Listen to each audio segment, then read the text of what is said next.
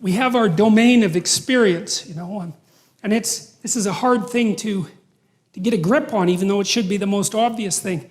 For the phenomenologists, everything that you experience is real. And so they're interested in the structure of your subjective experience. And you say, well, you have subjective experience, and you have subjective experience, and so do you. And there's commonalities across all of those. Like, for example, you're likely to experience the same set of emotions. You know, we've been able to identify canonical emotions and canonical motivations. And without that, we couldn't even communicate, because you wouldn't know what the other person was like. You'd have to explain infinitely. There's nothing you could take for granted, but you can. You know, and phenomenology is the fact that in the center of my vision, my hands are very clear, and then out in the periphery, they disappear. And phenomenology is the way things smell and the way things taste and the fact that they matter. And so you could say in some sense that phenomenology is the study of what matters rather than matter. And it's a given from the phenomenological perspective that things have meaning.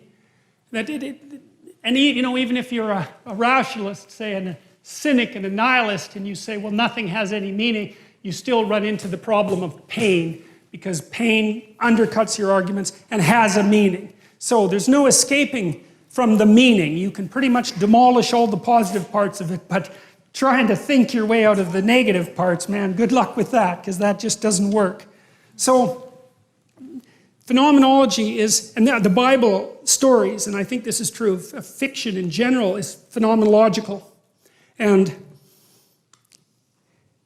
it concentrates on trying to elucidate the nature of human experience, and that is not the same as the objective world. But it's also a form of truth, because it is truth that you have a field of experience and that it has qualities. The question is, what are the qualities? Now, ancient representations of reality were sort of a weird meld of observable phenomena, things that we would consider objective facts, and subjective truth, the projection of subjective truth. And I'll show you, for example, I'll show you how the Mesopotamians viewed the world. They had a model. Basically, the world was a disc. You know, if you go out in a field at night, what does the world look like?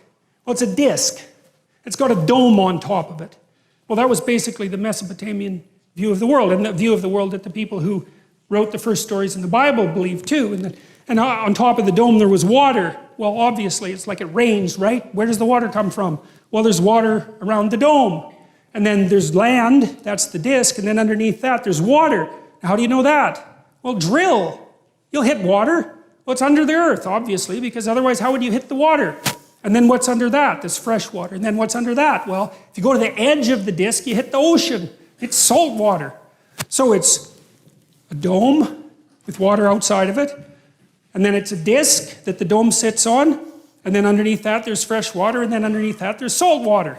And that was roughly the Mesopotamian world. And you see that's a mix of observation and imagination, right? Because that isn't the world, but it is the way the world appears. It's a perfectly believable cosmology. And the sun rises and the sun sets on that dome. It's not like the thing is bloody well spinning. Who would ever think that up? It's obviously the sun comes up and goes down and then travels underneath the world and comes back up again. There's nothing more self-evident than that. Well, that's that strange intermingling of subjective fantasy, let's say, right at the level of perception and actual observable phenomena. And a lot of the cosmology that's associated with the biblical stories is exactly like that. It's half psychology and half reality, although the psychological is real as well.